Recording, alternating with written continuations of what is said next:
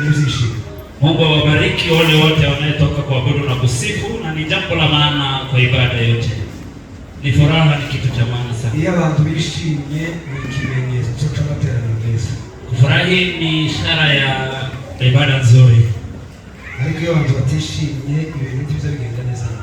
Na kama sio hivyo mambo hayatakuwa yako sawa. Kitabu cha Ayubu kicha cha 5. Ayubu kitabu cha Ayubu sura ya 1 na mstari wa 5. Biblia yavuze ngo nuko iminsi ibirori byabo yaragira, Yobu akabatumira ngo abeze, akazuka kare mu gitondo agatanga ibitambo byoswa bihwanye n'umubare wabo, kuko Yobu yavugaga ati ahari abahungu banje bakoze icyaha bahemukira Imana mu mitima yabo. Uko niko Yobu yashakagenza iteka ryose. Amen. Ya, tusome kwa Kiswahili. Basi ilikuwa hapo hizo siku za karamu zao zilipokuwa zimetimia, Ayubu hutuma kwao akawatakasa, kisha akaamka asubuhi na mapema na kusongeza sadaka za kuteketezwa kama hesabu yao wote ilivyokuwa, kwani Ayubu alisema, yumkini kwamba hawa wanangu wamefanya dhambi na kumkufuru Mungu mioyoni mwao. Ndivyo alivyofanya Ayubu siku zote. Amen. Ibisukuri Imana y'imbabazi niyo yatanze Yesu wapfe. Ibisukuri Imana y'imbabazi niyo yatanze Yesu wapfe. Zamura Yesu, zamura Yesu, niwe mukiza w'abantu. Zamura Yesu, zamura Yesu, niwe mukiza w'abantu. Leo koni Mungu wetu, ekatuma Yesu akafa. Leo koni Mungu wetu, ekatuma Yesu akafa. Zamura Yesu, zamura Yesu, niwe mukiza w'abantu. Zamura Yesu, zamura Yesu, niwe mukiza w'abantu. Wimira Yesu, wimira Yesu, niwe mukiza w'abantu. Wimira Yesu, Yesu, Yesu.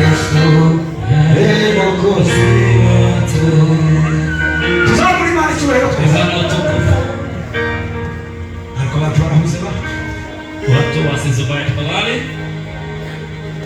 Yes. Susha kidogo.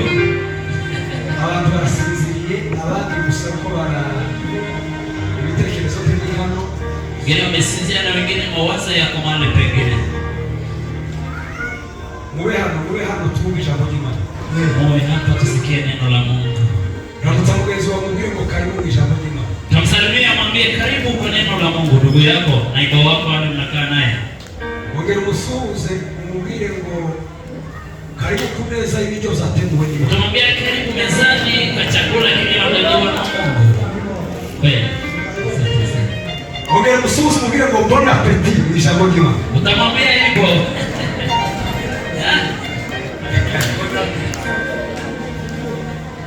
Kwa sababu ukombozi wetu unakaribia, haleluya.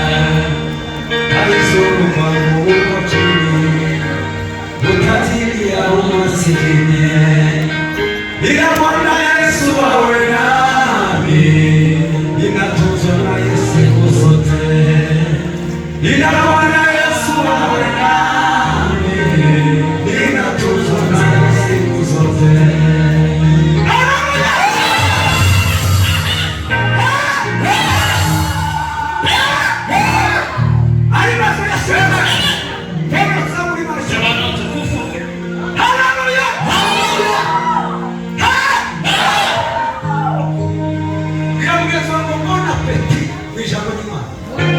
Ndugu yako hivyo. Tunaganisha kwa funga ngo kuwa mu buzima bw'ejo. Tutaongea neno kuwa kwa maisha takatifu. Kuwa mu buzima bwejejwe. Kuwa ndani ya maisha takatifu. Kuwa mu buzima bwejejwe. Kuwa ndani ya maisha takatifu ni ubuzima bwo kwihana. Ni maisha ya kutubu. Ni ubuzima bwo gutunga umutima utunganye. Ni maisha ya kukaa na moyo ambao ni mwenye haki. Umubiri ugizwe n'ibintu byinshi. Mwili umeundwa na viungo kama na mambo mengi. Cyangwa se ubuzima bw'umuntu bugizwe n'ibintu byinshi. Ama maisha ya mwanadamu yameundwa na mambo mengi. Ariko ikintu gikomeye mu buzima bw'umuntu, lakini jambo la muhimu kwa maisha ya mwanadamu ni ubuzima bw'umwuka. Ni maisha ya kiroho. Ni ubuzima bw'indani mu mutima. Ni maisha ya ndani moyoni. Niyo mpamvu Biblia ivuga ngo uzatinye ikitu umubiri. Biblia inasema uogope kile ambacho usiogope kile kinaweza kuwa mwili, bali uogope ile ambayo inaweza kuteketeza nafsi. Kuwa mu buzima bwejejwe. Kuwa katika maisha takatifu. Kuwa mu buzima bwejejwe. Maisha takatifu ni ubuzima bwo kwihana. Ni maisha ya kutubu. Ni ubuzima bwo kuzuka mu gitondo. Ni maisha ukiamka alfajiri ugaheza umunsi icyerekezo cyawe. Unapea siku mwelekeo. Biblia yavuze ngo, Biblia ilisema hapa ngo Yobu babana biwe, Ayubu na watoto wake, iyo bazaga mu birori iyo biriwe, walipotoka kwa karamu mahali wameshinda kila siku, ngo Yobu yageze abateranya bose. Ayubu aliwakusanya wote jioni au usiku, akabateranya bose mu nzu n'umugore we, katika boma lake na bibi yake, ngo agasenga isengesho rivuga ngo, tunaombi aliomba ambao inasema ngo birashoboka ko abana banje iyo biriwe, inawezekana wanangu wale walishinda n'umugore wanje iyo yiriwe, ama bibi yangu, birashoboka ko bahemukiye Imana mu mitima yabo, inawezekana walimkufuru Mungu katika mioyo yao. Ngo akavuga ngo Mana ubababarire. Anasema Mungu uwasamehe. Ngo agatamba ibitambo soswa bihwanye n'umubare wabo. Anatoa sadaka kulingana na idadi yao ya kuteketezwa. Yobu yari afite abana 10. Ayubu alikuwa na wana 10. Nawe wa 11. Na yeye 11. N'umugore wa 12. Na bibi 12. Ijambo rivuga ngo gutamba ibitambo bingana n'umubare w'abana be. Kumaanisha kutoa sadaka kulingana na idadi ya watoto wake. Ni ijambo risobanura ngo ni igitambo cyo kubeza. Inamaanisha ni sadaka ama dhabihu la utakaso. Ni isengesho ryo kubeza. Ni ombi la utakaso. Akabwira Imana ngo Mana birashoboka ko uyu mugore waje yiri. Inamaanisha anamwambia Mungu yawezekana mahali mke alishinda n'aba bana baje ama hao watoto, akagenda avuga umuntu buri mu izina ayo gusabira kuba. Alienda akitaja kila mtu kwa jina lake, akamwambia Mungu, agasenga akavuga ngo Mana, alisema Mungu, jewe umbabarire, kwanza unisamehe mimi, ubabarire umugore wanjye, usamehe mke, ubabarire abahungu banjye, na hao vijana, ubabarire abakobwa banjye, na hao birashoboka ko aho biri inawezekana mahali walishinda banyuranyije n'ubushake bwawe, wameenda kinyume na sheria yako mu mitima yabo, katika mioyo yao bagakora ibyangwa n'Uwiteka. fanya mabaya labda, Ndagusaba ngo bababarire, naomba uwasamehe, ubashe kutweza, uweze kututakasa, utunganye twese mu nzu, ututakase sisi wote. tugiye kuryama, Tunakulala, ariko nubwo tugiye kuryama, lakini kama ni hivyo turyame dutunganye imbere yawe. tukiwa wenye haki mbele ya Mungu. Uramutse muri iri joro Wakati unaweza kuja kwa usiku huu, ukadutwara mu ijuru dutunganye, peleke tukiwa wenye haki. ngo yazuka mu gitondo Alipoamka alfajiri na mbere mapema, yuko batawanyika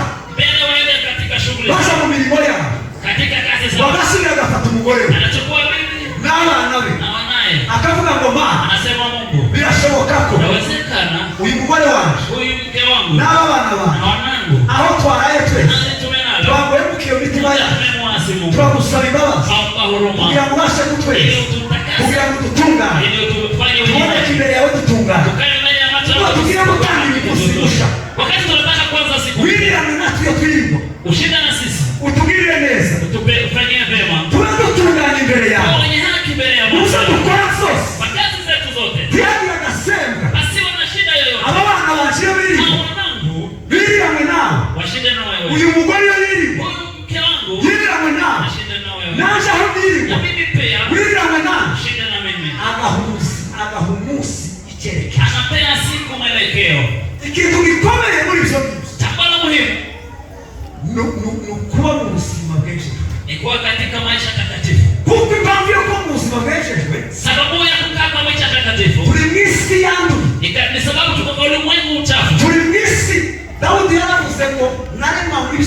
kuva kiva mu nda yawe. Daudi alisema mimi nimezaliwa na dhambi katika tumbo ya mama. Uyandi magambo tuba misiza.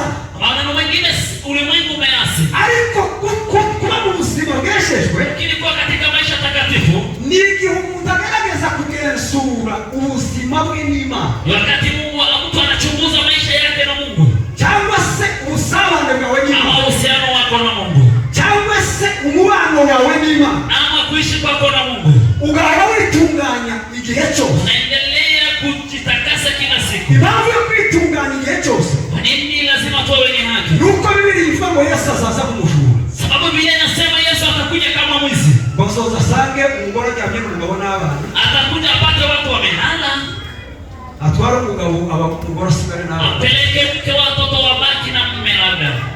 Niyo mpamvu tugomba kuba mu buzima bweshejwe igihe cyose, kwa katika maisha kutakaswa kila siku. Impamvu ya kabiri igomba gutuma tuba mu buzima bweshejwe, sababu nyingine ya kukaa kwa maisha ya utakaso ni ukugira ngo turinde ubusabane bwacu n'Imana, ili tulinde uhusiano wetu na Mungu. Kuko Biblia inavuga ngo, Biblia inasemaje? mu gitabo cya Yesaya 59 umurongo wa mbere, katika unabii wa Yesaya 59 na mstari wa kwanza, haravuga ngo ukuboko k'Uwiteka ntikwaheze. Biblia inasema mkono wa Mungu haukushindwa wananiwe gukiza, ili usifanye kazi. n'ugutwi kwe ntikwapfuye, hata sikio lake alikufa wananiwe kutumva, ili asisikie ombi letu. Yandi magambo Imana ntiyananiwe kudukorera ibitangaza. Wakati mwingine Mungu hakushindwa kufanya yananiwe kudukorera ibyo twifuza kudukorera, kufanya mahitaji yetu ambayo tunahitaji. Ariko kuri icyo gice cya Yesaya, lakini katika kitabu hicho hari ijambo rivuga ngo ariko ibizaha byacu, ariko ibicumuro byacu ngo nibyo byadutandukanyije n'Imana. Lakini Biblia inasema maovu yamewatenganisha na Mungu. Mu yandi magambo, iyo umuntu atari mu buzima bwejejwe ngo aba afite umutima ubone igihe cyose, umurega umubwira ngo ibyo wakoze si byo bivemo, atakaza ubusabane n'Imana. Kandi umuntu yatakaje ubusabane n'Imana aba kama wakati mwingine mtu asipokuwa na moyo ambao unamshtaki kumwambia jambo hili ni baya au ni jambo hili ni nzuri, amepoteza uhusiano wake na Mungu. Wakati mwingine amefariki ama amekufa. Umutima utakubwira kitani kibazo na Karime, zamiri mbazo hazinongonei kwako kama una shida na reverence. Iki kibazo kitani na Karime, shida hii tunaye choke mkabuti akati anaweza kutatulika namna gani kama hauna moyo huyo? Iyo udafite uwo mutima, kama hauna zamiri hizo wo gutekereza ko ugomba gutunganya ikibazo kitagira Karime, ya kukuamuru kutengeneza shida unayo na ndugu yako, tiwobona Imana, huwezi kumwona Mungu.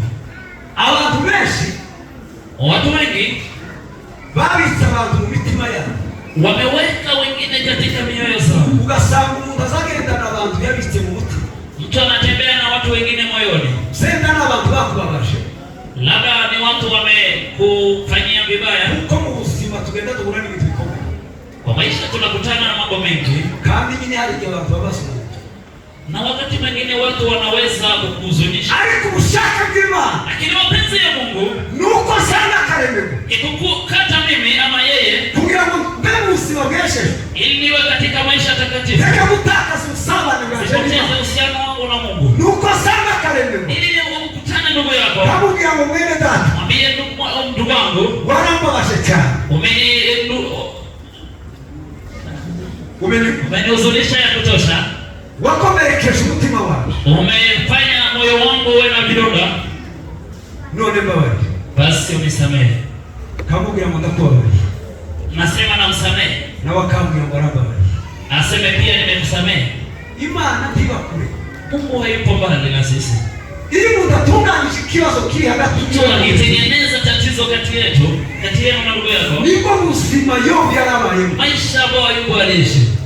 Biblia inasema ngo Yobu yabikoraga mu gitondo akabikora nimugoroba. Biblia inasema Ayubu alifanya asubuhi na jioni. Imana mwitegereza igihe cyose ikabona n'ukiranutse imbere yayo. Mungu alipomchunguza kila wakati aliona mwenye haki. Ndicho gituma Imana yabwiraga Satani ngo witegereje ukiranutse imbere yayo. Mungu alimwambia Shetani, umetazama mwenye haki wangu Ayubu, wakiranuka imbere y'abantu n'imbere y'Imana. Yeye ni mwenye haki mbele yangu na mbele ya wanadamu. Yandi magambo yageza kutunganya ubuzima bwiwe bwa buri munsi. Alitengeneza maisha ya kila siku, yubwiwe abana biwe, umugore we, yeye na familia yake.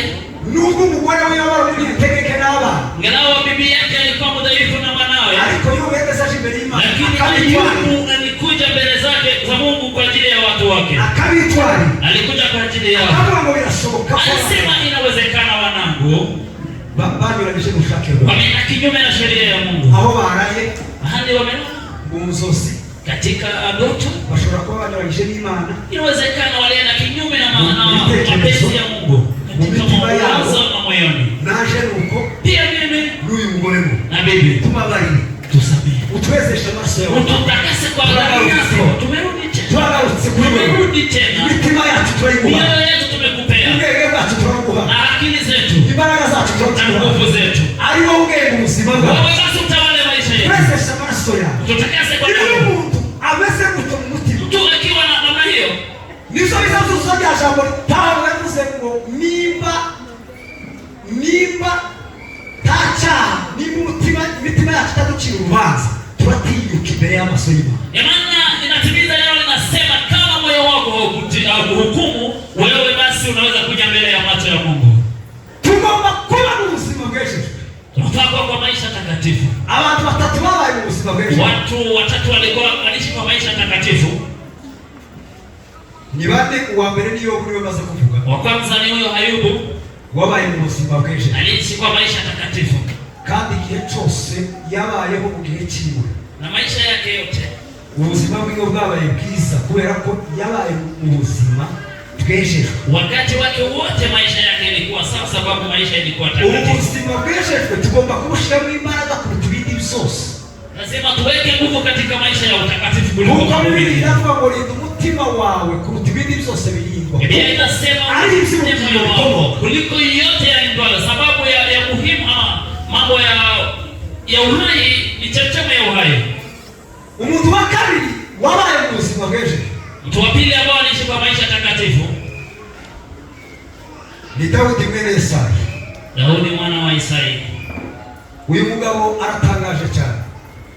Mtu huyu alikuwa wa kustaajabisha. Dawisai jambo ryawe wananiwe gukora bizanani abana batu urabishoboye. Ukuboko kwawe Mana ndikwaheze unaniwe gukora bizanani abana batu urabishoboye.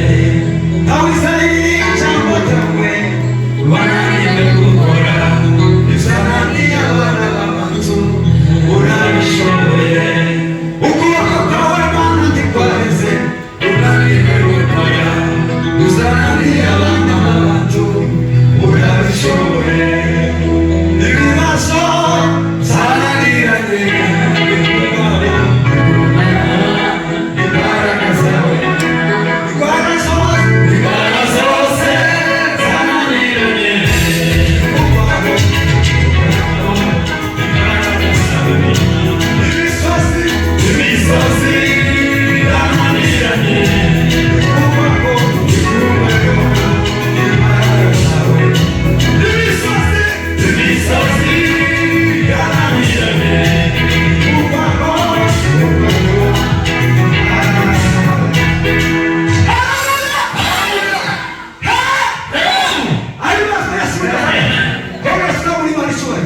Bwana utukufu.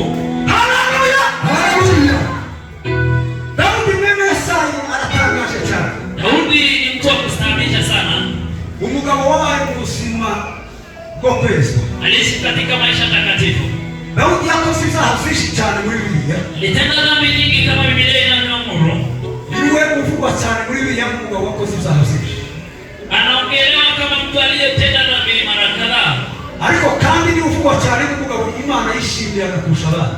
Lakini pia anaongelewa kama mtu ambaye alikuwa anapendwa na Mungu. Kuko Bibiliya iravuga ngo mbonye umuntu umeze kuko umutima wanje ushaka azakora ibyo ushaka byose. Mungu alisema, Biblia inasema, nimeona mtu anayekuwa sawa sawa na vile moyo wangu unavyotaka na anafanya mapenzi yangu yote. Niki cyatuma Imana imutangira ubuhamya ikavuga ngo mbonye umugabo umeze kuko umutima wanje ushaka azakora ibyo ushaka byose. Kandi Bibiliya ivuga ko ari wakora ibyaha byinshi. Ibanga ni iyi. Kwa nini Mungu alimtolea ushuhuda na alisema ya kuwa nimeona yule ambaye anafanya mapenzi yangu? Na wakati mwingine Biblia inataja yeye kama mtu aliyetenda dhambi mara kadhaa. Ni kwa nini? Daudi yakoze ibyaha byinshi. Daudi alitenda dhambi, ariko cyane zagitumye Imana imukunda. lakini jambo lililofanya apendwe na Mungu nuko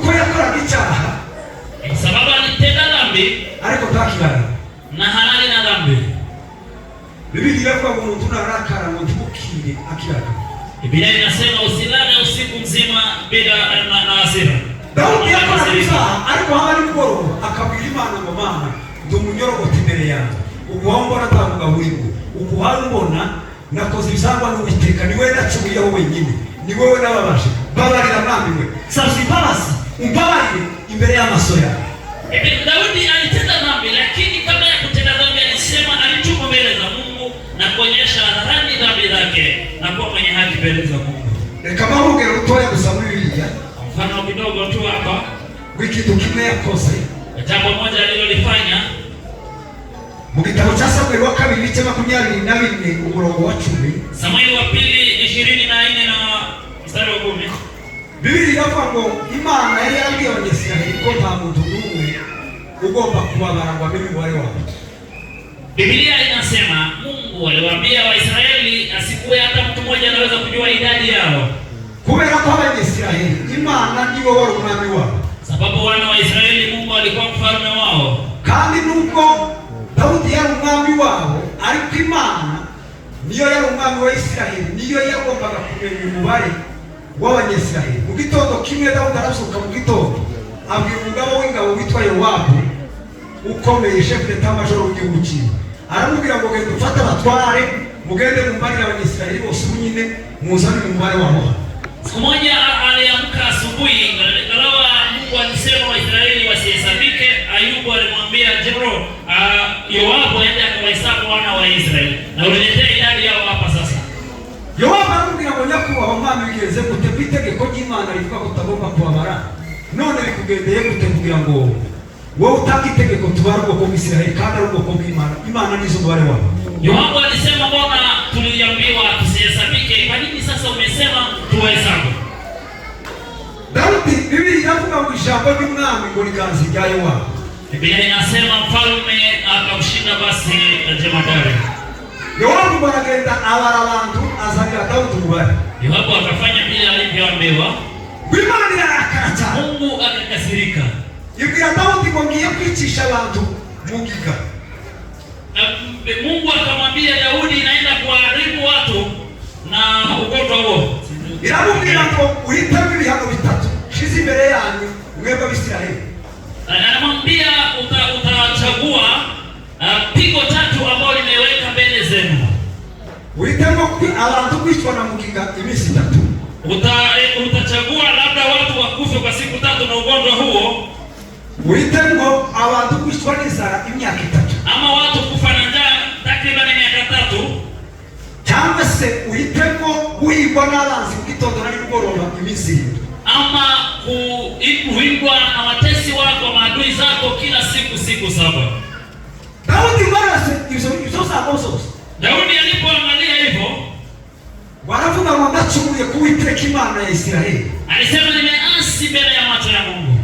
Warangiza bwira Imana ngo Mana zose birakomeye. Alisema mambo hayo yote ni magumu. Ngo none mbisema kugwa maboko yawe kuko imbabazi zawe zihora iteka ryose. Alisema basi mimi nimekubali basi kunja mbele ya macho yako. Icyatuma Daudi agira imbaraga mu bwami bwe nyiki. Nini ilifanya Daudi awe na nguvu katika ufalme wake ama utawala wake? Mureke kurangalia bana. Nije kuba bareba hano ko ndabona abantu barangalia bana. Ufata abana mureke kurangalia bana twubisha ko jima. Bwana sifa. Daudi takindi chake za bituma Imana imubabaye. Hakuna kile kilifanya Daudi Mungu amsamehe. Imana aravuga ngo bisema kugwa maboko yawe. Mungu Daudi alisema basi mimi nimekubali kuanguka mbele ya macho yako basi. Kuko imbabazi zawe zihora iteka. Rehema zako ni za milele. Kuruta kugwa maboko y'abantu bana. Kuliko kuangamia ndani ya maadui zako. Bisema kugwa maboko yawe. Nimekubali basi kuangamia ndani ya maadui. Kuruta kugwa maboko yawe. Kuliko kuangamia ndani ya maadui. Kuko imbabazi zawe. Sababu rehema zako baba zihora iteka ryose. Za milele na milele. Imana iramubabaye. Mungu amemsamehe. Nubwo Imana yishe abantu benshi bishwe na mugiga. Ingawa watu wengi waliangamia na ugonjwa huo, ariko ubugingo bwa Daudi yaraburokoraga kuko yakundaga Imana cyane. Lakini maisha ya Daudi ilikuwa ikiokolewa sababu alimpenda Mungu. Daudi yararushakaza kugira Imana ariko abantu urabasiziki barije wakoze icyaha wanyishe jewe. Daudi alifika kiwango cha kuambia Mungu, kwa nini unamwangamiza watu? Basi ungeniangamiza mimi, ni mimi nimetenda dhambi. Ariko Imana ikababara. Mungu alimsamehe kubera kuba mu buzima bw'ejo, kwa kuwa katika maisha takatifu.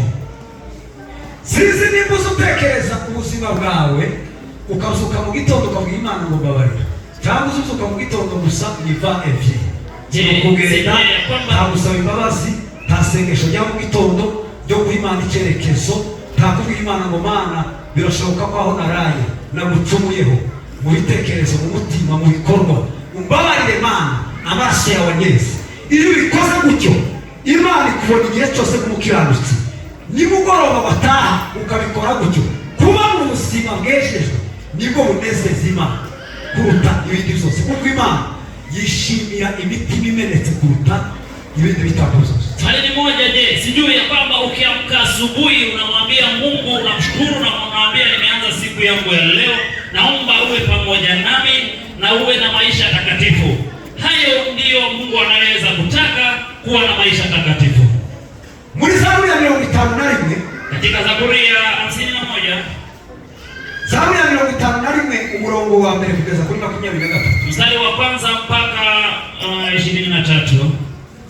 Muri hano yeye kwa hapa tuzamuri marisho hiyo kati kwa na utukufu. Amen. Amen.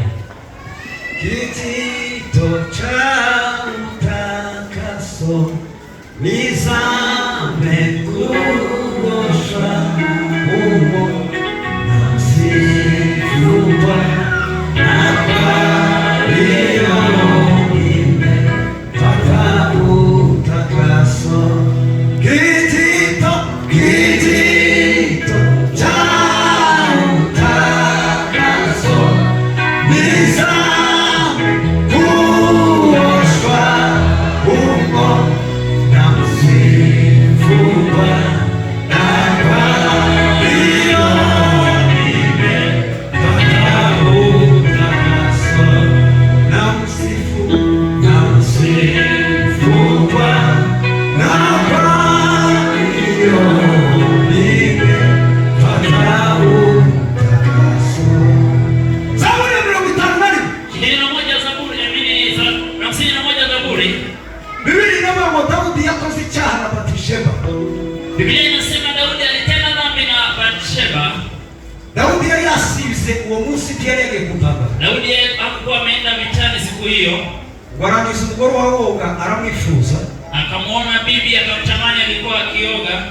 Atuma abasirikare be ngo bagende bamuzanire umugore. Akaamuru wanajeshi waende wakamlete. Daudi asangana n'uwo mugore. Daudi akazini na yeye. Ngo buco umugore aratwita. Akabeba mimba.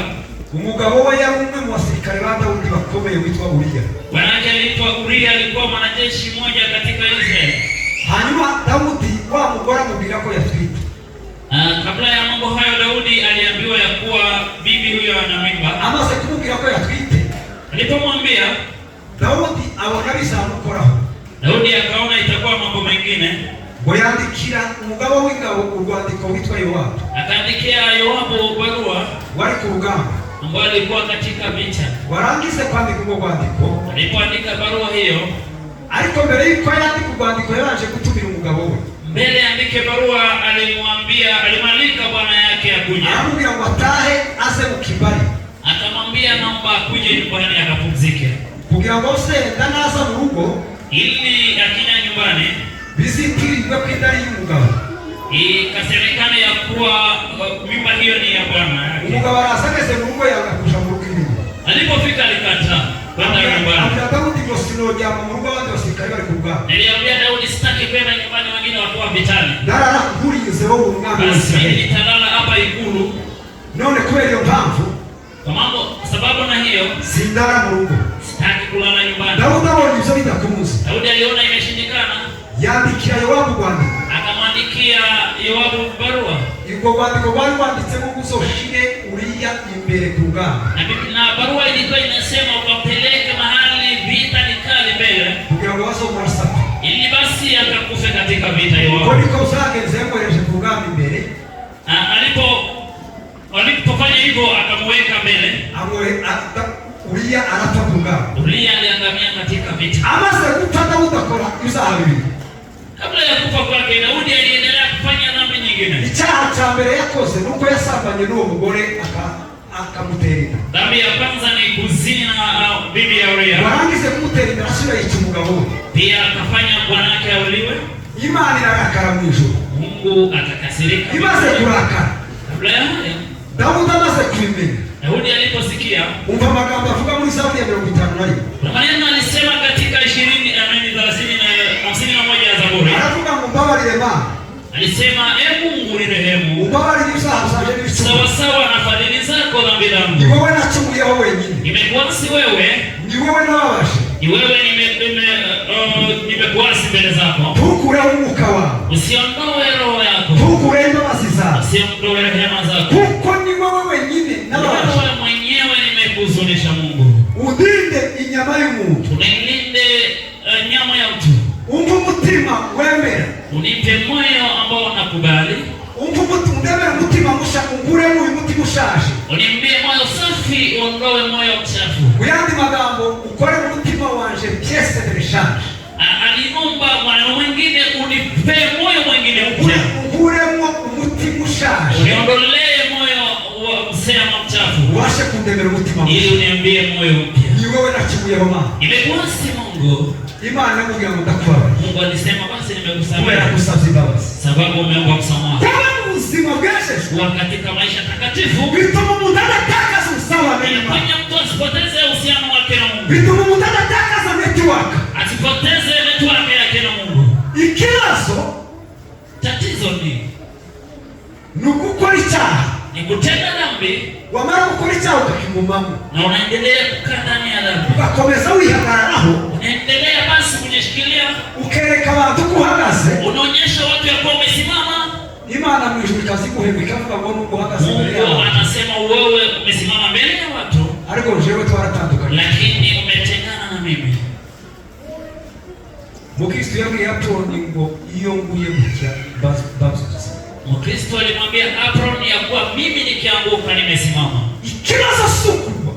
Shida sio kwa. Ikibazo sukunyerera. Ama kuteleza. Ikibazo nukuguma aho ngaho. Ni kukaa mahali ulipo. Kuguma muri izo saho uri. Kukaa ndani ya dhambi. Ugakomeza wihagararaho. Unaendelea kujishikilia. Ugatakaza ubusabane bwawe n'Imana. Uhusiano wako na Mungu. Ugatakaza igicaniro cy'amasezerano. Unapoteza nabao lako na Mungu ya ndani. Ugatakaza igicaniro cyo kwiyuzuza. Unapoteza nabao lako la kukaa. Ugatakaza igicaniro cyo gusomesha abantu n'Imana. Unapoteza nabao lako la kusoma neno la Mungu. Iyo umuntu yatakaje ubusabane n'Imana. Unapoteza uhusiano wake na Mungu. Usufata Biblia mtu watangira kuisoma. Ukianza kusoma Biblia hivyo, ukamusinzira. Unaanza kusinzia. Watangira gukora ibyo wakoraga kuva kera. Jaribu kufanya yale ulifanya mbeleni. Biblia inavuga intambwe 9 yo gusubira inyuma. Hatua ya 9 la kurudi nyuma. Ngo batangira gusuzugura ibyo bakoraga kuva kera. Wanaanza kudharau mambo walifanya mbeleni. Niba ungesuzira kisiri. Kama ulikuwa unacheza sana kisirimba, bakuita kisirimba. Wakianza kucheza kisirimba, ukamwa umesesemea. Unasikia kutapika wewe.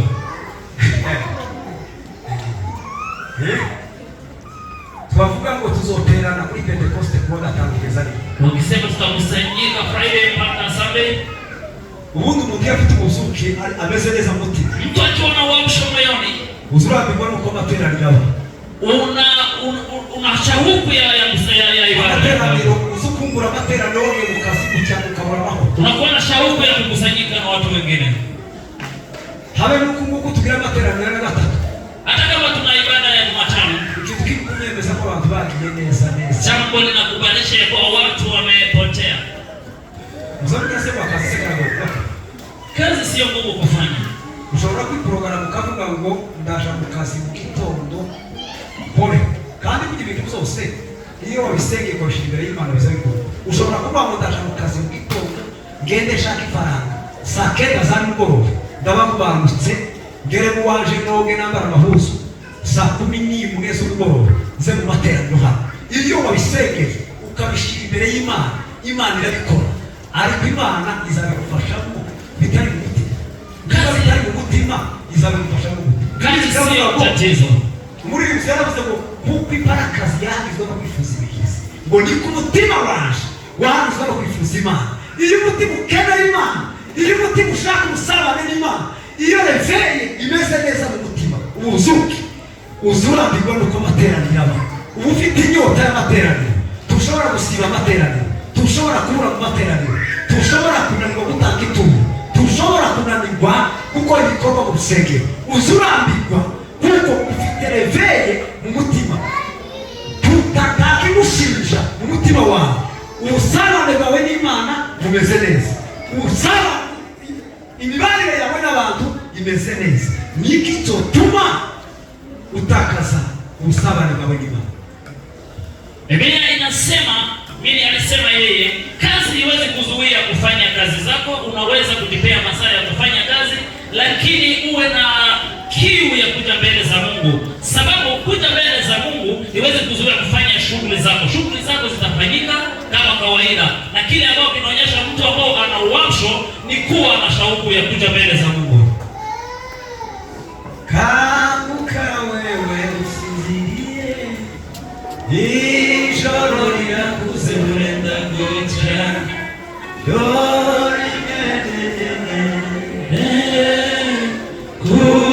kugezigire twizere. Gira mugezi we kukamuka, Ndugu yako kora kuri mugezi wawe mugezi kukamuka kuve bitatu. Ndugu yako amuka katika usingizi wako.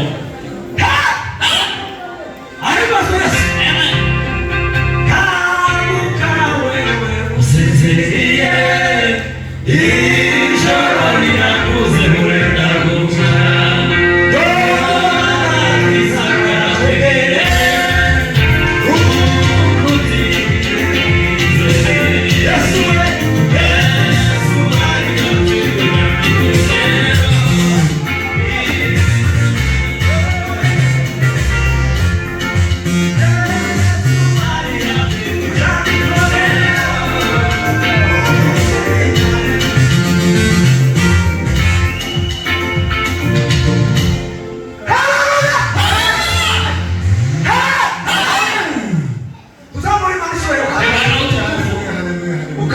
Amuka katika jina la Yesu. uzuke mlima. Wewe uamsho katika jina la Yesu. Haleluya! Kuna muzima unasheshe. Angalia maisha takatifu. Bituma mutana takaza netwa. Nafanya mtu asipoteze uhusiano wake na Mungu. Bituma mutana takaza usawa na nyuma. Mtu asipoteze uhusiano wake na Mungu. Anaanza tangazo na watu. Unashangaza sana. Uzurara n'icyaha akakirindamwa, Mtu analala na dhambi mpaka anashinda na dhambi. akakizukira, Anaamka na dhambi, akakijana mu kazi, anatembea nayo kazini, akakiriraho sukuma wiki, anakula na dhambi hiyo, akakinyweraho amazi, anakunywa maji na dhambi, akakinyweraho soda. na soda. Natangaye, natangaye, natangaye, gitangaza, natangaye, bakristo none natangaje, urasanga mw'itorero, usubiyemo abarozi, basambanye abajura, bakristo none natangaje, turapiki bene natwe, babarundi n'abakondo, abanyarwanda n'abafurika, isimba yisanze muzamwisiga. Ariko Yesu, ubuzima bweshejwe Maisha takatifu kuba ari ubuzima wikotora ubwawe. katika maisha ya kujichunguza wewe peke yako. Niba uri umugabo w'umuryango, uri shefu w'urugo rwawe, Kama wewe ni kiongozi kwa familia yako, ufite inshingano zo kurinda urugo rwawe, una majukumu ya kulinda familia yako ufite inshingano zo gusengera urugo na rwawe, kuombea familia yako ufite inshingano zo kwitwarira urugo rwawe. na kupeleka familia yako mbele za Mungu. Niba uri umugore w'urugo rwawe, ufite inshingano zo gusengera urugo rwawe. Kama wewe ni mke katika nyumba yako, una majukumu ya kuombea nyumba yako. Wavuka mu gitondo ugaha umunsi Ukiamka icyerekezo, asubuhi unapea siku mwelekeo. ukabwira Imana ngo Mana turabusutse data, Unaambia Mungu, sasa tumeamka. turabusutse ineza yawe yageze kuri Yosefu ari mu nzu y'imbohe umuremera ishimwe mu mirimo yawe yasuye gatatu yasuye Lazaro ari mu bitaro zizawe uvuga ineza yawe imirimo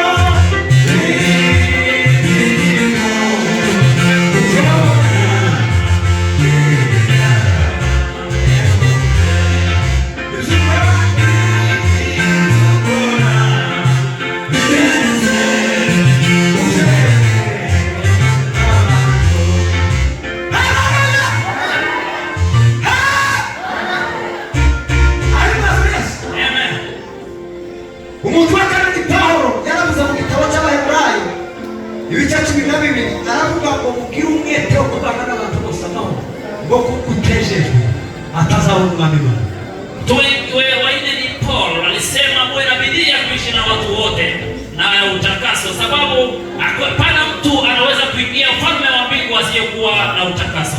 Ngo mugire umwete wo kubana n'abantu bose amahoro, muwe na bidii ya kuishi na watu wote kwa amani nuwo kwezwa na ya utakaso, utejejwe sababu asiyekuwa na utakaso atazabona umwami Imana, hataona ufalme wa mbingu. Amahoro yesatanga bantu bako benyibazo tukabibona ibitari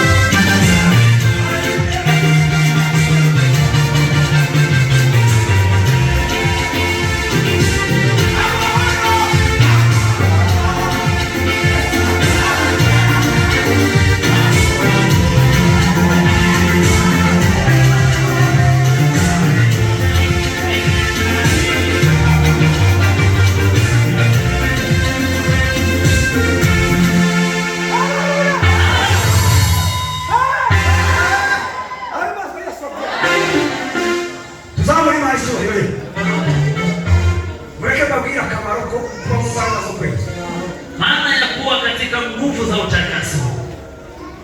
Iyo umuntu ari mu buzima bw'ejo, mtu akiwa katika maisha takatifu, number 1 astohoro azagira amahoro, anakuwa na amani ya moyoni. Kubera iki? Kwa nini? Nta kintu umutima umushinja imbere y'amaso y'Imana. Hakuna kile anahukumiwa na roho ama moyo wake mbele ya macho ya Mungu. Number 2, la pili, tazatakaza usabane n'Imana, poteze uhusiano wake na Mungu. Number 3, tatu, tazachape, hachapi katika kiroho. Bila mugenzi wako tazachape, ambia ndugu yako hachapi. Chapi.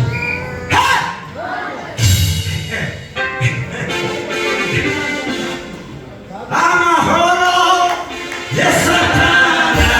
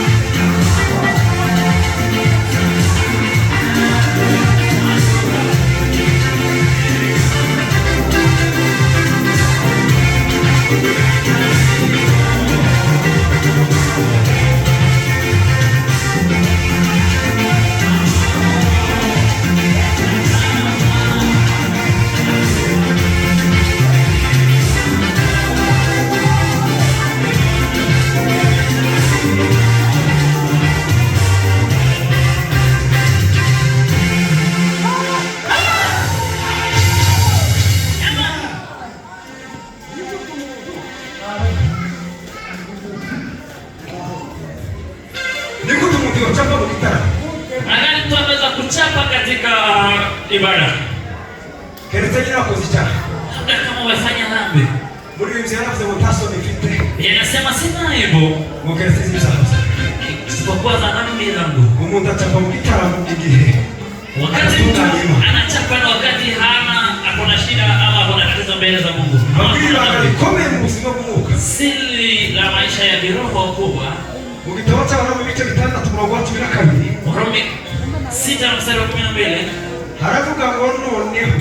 Benasema sasa timukimikiza mibiri yanyu izapfa. Msiweke ndani ya miili yenu dhambi ambayo miili itangamia. Ngo murarikiye ibyo yibwira. Na muwe na tamaa ya miili yenu. Ngo kandi ntimugahe ingingo zanyu kubitwara zo gukiranirwa. Na msipeni viungo zenu kuwa nafasi za kuwa wenye dhambi. Ngo ahubwo mwitange rwose. Biblia inasema mjitoe kweli kweli. Ngo mwihimane nk'abasuki. Mjipe Mungu kama ni Biblia ni mwihimana kubitwara zo gukiranuka. Na miili yenu iwe silaha za utakatifu. Ngo kuko mudatwarwa n'amategeko. Sababu sio ngo ahubwo mutwarwa n'ubutumwa. Nyinyi hamtawaliwe na sheria lakini ni neema ya Mungu. Iyo umuntu ari mu buzima bwesheje. Tukiwa na maisha takatifu. Ntabwo yatoneze zima. Hakuna wakati hawezi kumfurahisha Mungu. Kandi niuke kwa Biblia yavuze ngo ntibishoboka kuteje kuyobora Imana. Biblia inasema yule ambaye sio mtakatifu hatamuona Mungu. Ibyo birashaka kutwigisha ko tugomba gushora imbaraga mu buzima bwo kwezwa. Somo ni tunafaa kuweka nguvu katika maisha ya mtakatifu. Kubaho mu buzima bw'ejo tukazuka mu gitondo tukabwira Imana ngo mbabarire Imana. Asubuhi unaamka unamwambia Mungu unisamehe. Birashoboka ko aho naraye. Inawezekana mahali nimelala. Habe nubwo nasinziye mu nzozi. Hata kama naweza kuwa nimesinzia katika usingizi. Nshobora kuba nagutumiyeho Imana wewe. Naweza kuwa nimekuasi. Mu bitekerezo. Katika mawazo. Mu nzozi narose. Mu mutima. Moyoni. Mu bikorwa. Kwa kazi. Mbabarire. Unisamehe. Ubabarire abana bawe. Samehe watoto wangu. Ubabarire umugore wawe. Na mke wangu. Ubabarire itorero shangu. Kanisa letu. Utubabarire. Utusamehe. Twaratumbi. Tumekuasi. Twabirangije ubushake bwawe. Tumeenda kinyume na sheria. Ubabarire Yesu. Utusamehe. Ugasenga bari gasengesha. Unaomba ombi kama na hilo. Imana wagakugarukiye. Ukimwambia Mungu nakurudia. Nguhaye umutima wanje. Nimekupa moyo wangu. Nguhaye imitima y'abanyatorero. Nimekupa mioyo ya washirika wetu. Utugirire neza. Ututendee mema. Imana ntibakure iyo ugarutse gucya. Biblia ngo wibuka karibu kirudia Mungu. Wibuka wavuye ukaba. Anasema ukumbuke mahali ulitoka na kuanguka. Ugarukire Imana. Murudilie Mungu. Iyo umuntu agarukira Imana. Tukimurudilia Mungu. Biblia iravuga ngo ni mungarukira. Inasema ukinirudilia mimi na watu utawarudilia pia. Satani naizaba. Ukipiga shetani atakimbia. Igihe cyose twatwegera Imana. Wakati wote tunamkaribia Mungu. Iyo twegera Imana. Tukikaribia Mungu. Naizimu ikatwegera. Pia anatukaribia. Ikagumika twegera. Anatukaribia. Twigirayo. Tukisongea. Na ikigirayo. Anasonga. Ikigirayo nayo. Anasonga songa. Unakomeza kuduhunga. Anaendelea kusonga. Kijana mtu yigirayo. Lini mtu anasonga? Igihe umuntu yagiranyije ushaka. Wakati Mungu ameenda kinyume na mapenzi ya Mungu. Kijana mtu yegera Imana. Wakati Mungu anakukaribia, mtu anakukaribia Mungu. Ubuzima bwo kwezwa. Wakati uko katika maisha ya Twihagire Imana ngo Mana. Mwambie Mungu. Ngirire neza. Itendee mema. Umbabarire papa. Nisamehe baba. Ni wewe papa. Wewe ndiye baba. Ni wewe mzee wanje. Ndiye mzazi wangu. Ni wewe dada. Wewe ndiye baba. Ni wewe zingiro bizima. Ndiye tumaini letu. Ni wewe mahoro yangu. Ndiye amani yetu. Haundi mugisha kwitu Hakuna karibu. baraka sio wewe. Hazindi baraka Hakuna twese nguvu karibu. isipokuwa wewe. Habindi zishimo kuri Hakuna karibu. furaha isipokuwa wewe. Tahandi mboma mahoro. Hakuna mahali pengine isipokuwa amani. Chemchemu la maisha ni wewe. Isoko y'umutima wanje ni wewe. Chemchemu la moyo wangu ni wewe. Isoko y'ibisubizo zanjye ni Chemchemu la wewe. majibu yangu ni wewe. Umutima wawe ukaba connected n'Imana. Moyo wako unaungana na moyo wa Mungu. Mu nzira yo kwihana no gusaba imbabazi. Katika njia ya utakatifu. Imana izimanuka ikagusanga. Mungu anakuta anasema nakusamehe. Mwanangu, usiogope, niko pamoja na wewe. Ndi kumwe nawe ibihe byose. Nina wewe pamoja na wewe siku zote. Imana yabwiye Yoshua ngo uzakandagira hose. Mungu alimwambia Yoshua mahali utavinya ndahaguha. Nimekupa. Nta muntu n'umwe uzoguhagarara imbere. Hakuna atasimama mbele zako. Iminsi yose yo kubaho kwawe. Wakati wa maisha yako yote. Uhereye ku ruzi wa Yorodani ukageza Lebanoni. Katika mto Yorodani mpaka Lebanoni. Bwana sifa. Amen. Icyanyuma. Na mwisho. Abisiraheli bagiye bakora ibyaha inshuro nyinshi cyane. Walitenda dhambi mara kadhaa. Igihe cyose babaga bakoze ibyaha. Wakati wote walitenda dhambi. Imana yageze ibahana amaboko y'abanzi. Mungu aliwatoa katika mikono ya maadui zao. Bagarukira Imana bayitakambira. wakirudilia Mungu, Imana ikagaruka kuri bo. Mungu anarudi.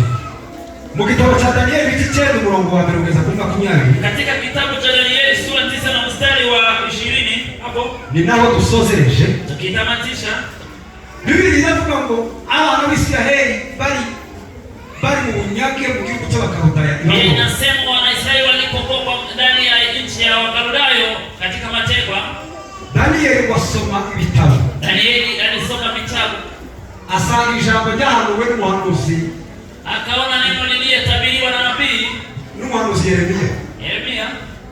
Ijambo rivuga ngo nyuma y'imyaka 70, jambo linasema kabla ya miaka 70 ngo abana b'Isiraheli bazasubira Yerusalemu. Wana wa Israeli watarudi Yerusalemu. Danieli anavuga ngo ese ni gute twosubira iwacu? Danieli alisema tutarudi namna gani? Afata masengesho y'imisi 20. Akaomba maombi ya siku 21. Atangira gusenga yatura ibyaha byabo. Akaanza kuomba na kutubu dhambi za Waisraeli. Aravuga ngo alisema Mungu, utusamehe. Twaracumuye. Tumekosa. Twebwe ubwoko bwa Israeli. Sisi kama Waisraeli. Twanyuranyije n'ubushake bwawe. Kinyume na mapenzi yako. Tumeweka miungu ndani ya mioyo yetu. Utubarire Mana. Utusamehe Mungu. Jaba Danieli ubarire. Mimi kwanza unisamehe. Baba ni ubwoko bwa Israeli. Samehe taifa la Israeli. Ariko twemere udusubize iwacu. Lakini utukubalie kuturudisha nyumbani. Utubarire Mana we. Utusamehe Mungu. Kuko uri Imana itinda kurakara. Sababu wewe ni Mungu mwingi wa rehema. Ikomere isezerano abayituye. Wewe ni ambao unashika ahadi. Ukitondera amategeko yawe. Wale ambao wanafuata sheria zako. Utubarire Mana. Utusamehe. Bari muri ayo masengesho. Nilipokuwa ndani ya maombi, Malaika Gabriel aramanuka. malaika alishuka Gabriel. Aramubwira ngo Danieli mugabo ukundwa n'Imana. Anamwambia Danieli mwana mpendwa, amasengesho yawe maombi yako yumvikanye imbere y'Imana. yamesikika mbele za Mungu. None ngutegereze. Basi subiri, Kubera ko wasenze. sababu uliomba Ugatura ibyaha. na kutubu dhambi. Ugasaba imbabazi. Na kuomba msamaha. Urababariwe. Umesamehewa. Kandi Imana, jewe Imana ya Israeli, Na mimi Mungu wa Israeli zasohoza isezerano. nitatimiza ahadi. Wasubize iwanyu Yerusalemu. Nitarudisha kwenu Yerusalemu. Kubera ko wasenze. Sababu umeomba. Kuba mu buzima bwejejwe. Kuwa ndani ya maisha takatifu. Nta kindi kintu gisa navyo.